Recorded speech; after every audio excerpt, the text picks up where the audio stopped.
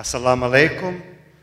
I have to say, I sat here mesmerized listening to Azim, not just because of the very Harvardish substance of what he said, but to hear that Scottish accent was living proof of how Islam is now truly worldwide, and the Muslim world is the world. You know, if you look at the week's headlines, you could be forgiven for thinking that the Muslim world is at the center of American foreign policy and maybe always has been.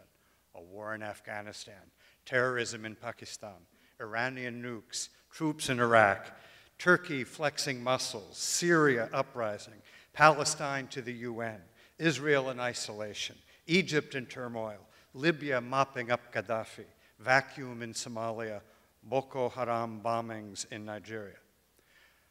Even Azim Silvio Berlusconi could barely get a word in edgewise. But it was not always so. Save for a little skirmish off the Barbary coast that's been immortalized in the hymn of the US Marines, you know the phrase right after the halls of Montezuma, the Muslim world scarcely entered the consciousness of either American statecraft or the American public until the middle of the 20th century. Europeans, even at a popular level, were certainly aware of their Muslim neighbors around the Mediterranean. Think of the sold-out opera houses 2 centuries ago, featuring Mozart's Abduction from the Seraglio and Rossini's L'Italiana in Algeria, the Italian girl in Algiers. But Americans were too busy dispossessing their continent's native inhabitants to give any thought at all to the Muslim world. European statesmen picked at the bones of an enfeebled Ottoman Empire, established dominion over the vast Muslim-Hindu mix on the Indian subcontinent. Americans, meanwhile, battled each other over black slavery and subjugated the Sioux and the Apaches. It was not until the Second World War that everything changed, and America's Roosevelt-Truman generation started planning for active US global engagement in the post-war world. The United Nations represented their internationalist vision. 6 mainly Muslim countries, plus religiously mixed Lebanon and pre-partition India, joined the United States and 42 others at the table as founding members. But of course, US leaders also had uniquely American interests. And 2 presidential actions in the mid-1940s are particularly memorable for setting the core priorities of American foreign policy in the Middle East till the present day. The first was President Roosevelt's detour on his way back from Yalta in February 1945 to meet King Ibn Saud of Saudi Arabia, establishing the most durable bilateral relationship in the region, both economically and politically, with oil as the sticky glue. The other priority was locked in by Roosevelt's successor, Harry Truman, US support for Israel. Truman's instant unilateral recognition of the newly proclaimed state, no dithering to build a UN coalition there, presaged the importance that the new country would have in American politics and foreign policy. Interestingly, the second government to recognize Israel was the Soviet Union.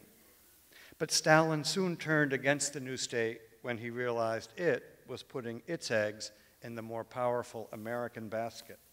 The Soviets soon concluded that they should hunt where the other ducks were, in the Arab world. And the Muslim world became the third front of the global struggle for and against communism. Admittedly, for the United States, this front was a sideshow. The central fronts of that global struggle were the places where American forces still lingered from the war with the Axis, Europe and East Asia. That's where we had our troops. That's where we threatened our use of nuclear weapons. That's where we fought 2 hot wars against communism. But policymakers' attention kept getting distracted to the Middle East. The Soviets could not, of course, bring themselves to define their target of opportunity as the Muslim world. Marxist ideology sought to overcome the illusions of religion, not cater to them. Conversely, American conservatives saw religion as their trump card in rallying Muslim support against atheistic communism. President Eisenhower's passionately anti-communist Secretary of State, John Foster Dulles, sought to create a ring of alliances to encircle the Soviet Union modeled on NATO, and the Baghdad Pact of 1955 was the Middle East Muslim world barrier to Soviet expansion. With one coup d'etat in 1958, however, CENTO disappeared into the sands. The opportunity the Soviets saw in the Middle East was precisely to break that American encirclement by appealing to so-called progressive forces arising spontaneously across the Muslim world. Pan-Arabism and Arab socialism, like Nasser's in Egypt, wars of national liberation, like the Algerian Revolution, even Sukarno's guided democracy in faraway Indonesia might not reflect a correct Leninist consciousness, but they all represented resistance to the old order of conservative elites and colonial domination. Dulles saw neutralism in the Cold War as immoral, and Washington's reactions to the popular movements were ham-handed. Its allies were the monarchies, the Alawite dynasty in Morocco, King Idris in Libya, the Hashemites in Jordan and Iraq, the Saudis in the Gulf monarchies, and the Shah in Iran, plus the militantly anti-Indian Pakistanis. These governments, when they felt ignored by Washington, took a leaf from Captain Renault's script in the wartime film Casablanca and would round up the usual suspects, periodically discovering a communist plot here or there, arresting a few members of the local Communist Party, detaining them for a few weeks. The resident American ambassador would write an appreciative cable back to Washington and ensure the aid spigot would open wider. But the real dangers to the conservative regimes came not from subversive communist cells, but from a much broader base: students, younger military officers, and more broadly, a street in ferment. Outside the Arabian Peninsula, the mortality rate for monarchies in the Muslim world would prove quite high.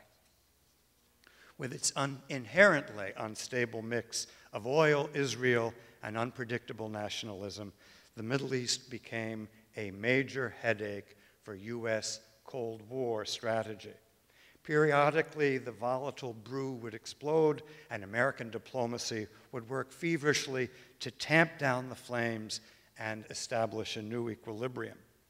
In fact, it was precisely because this region was a sideshow that Washington was ready to give the infant United Nations the lead on putting out fires.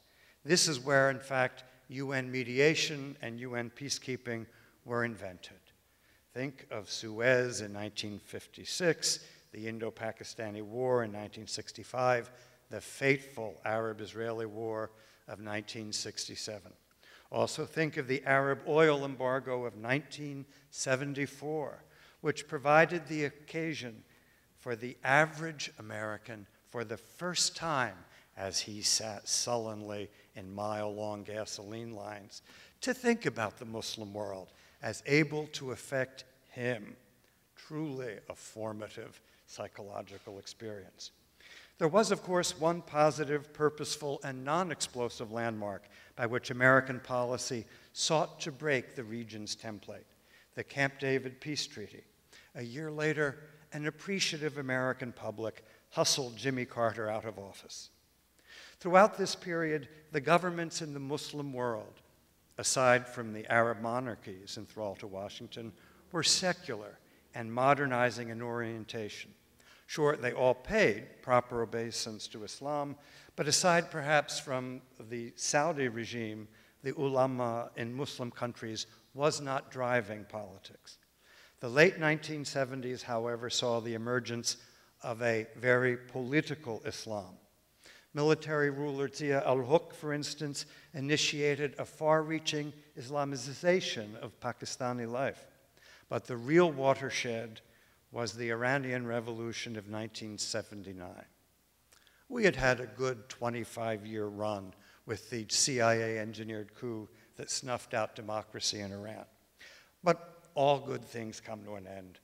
Encouraged by their mullahs, Iranians bravely overthrew the secularizing Shah and submitted themselves to the first clerically controlled Islamic regime in the modern Muslim world. Not surprisingly, given that history, Islamic Iran was virulently anti-American, and it promptly expelled every vestige of the American military presence welcomed by the Shah. Fortunately for Washington, the Iranian Ayatollahs also hated the godless Soviet system. The Soviets, in turn, viewed them as hopeless reactionaries and could never convert America's so-called loss into a win for themselves. Where they thought they were winning was in that backwater of the Muslim world, Afghanistan. An indigenous communist party on its own had seized power in 1978 and unleashed a radical revolution from above. But its extremism triggered a furious conservative backlash in the countryside that even the mighty Soviet army could not quell. Heedless of what had just happened in Iran, the Reagan administration enthusiastically funneled money and arms to the Afghan Mujahideen's holy war against the communists, joined by its allies in Riyadh and Islamabad. Recruits for holy war poured into Afghanistan from across the Muslim world to defend the Ummah, Islam's community of believers. And a fiercely anti-communist Washington was eager to help. There would be no compromise, no UN-style negotiated settlement to harness chastened communists with rural fundamentalists in a forced coalition government. Victory must be clear-cut. Here at last was the perfect coincidence of America's Cold War interests with the most Islamist-minded of the Islamic world. But this was, of course, the last hurrah for the Cold War. The Soviet bloc, by the late 1980s, was already reforming itself out of existence. By 1991, the central organizing principle of US foreign policy for nearly half a century, the confrontation with communism, had vanished. For a while, American policymakers focused on closing out Cold War brushfires, usually through the UN, and on helping Eastern Europe and Central Asia make the transition from communism. But that old sideshow of the Cold War, the Muslim world, forced itself to the center of the stage. For decades, the only American political constituency that followed the Middle East was, understandably, a Jewish community concerned about Israel's well-being. Except when stewing in those gasoline lines, the rest of the American public was almost totally indifferent to the region. Well, to most of the rest of the world too, and blissfully unaware of the toxic resentments to uncritical US support of Israel that were multiplying in the Muslim world. The US government did have to mobilize its public to support sending troops to a war to expel Iraq from Kuwait, after which it unwisely locked itself into an unyielding hostility to the defeated Baghdad government and unwisely kept its large force levels in the region. The elder Bush did put the squeeze on Israel's intransigent Shamir government, and both were toppled in elections in 1992. Thereafter, American political attention focused on the Muslim enclaves of the former Yugoslavia, Bosnia and Kosovo. After nasty little wars, both came under forms of international trusteeship. Perhaps because these European Muslims were relatively secular, American efforts on their behalf had no visible impact on the intensifying hostility to the United States in many quarters of the Muslim world. Perhaps the end of the Cold War meant that people didn't have to compare the United States with an alternative, USSR. Instead, the US alone you could find fault with in its own right. Indeed, radical Islamists flattered themselves that their war in Afghanistan had brought down the Soviet Empire and won back Central Asia for Islam. and they began to dream of administering a similar coup de grace to the American empire as well. Characteristically, the American public at large, well, most of the American political class, was inattentive to the warning signs. The attacks of September 11th came literally out of the blue, but they put the Muslim world squarely as the central concern, not just of policymakers, but the entire American public, and government calls for vigilance against terrorists that might be lurking at any tower, tunnel, or bridge engage the average citizen. There was an upsurge of hostility to Muslims here at home, which the junior President Bush, to his credit, firmly resisted. And there was a conflation of terrorism with Muslim societies more generally, which his government may not have done quite enough to discourage.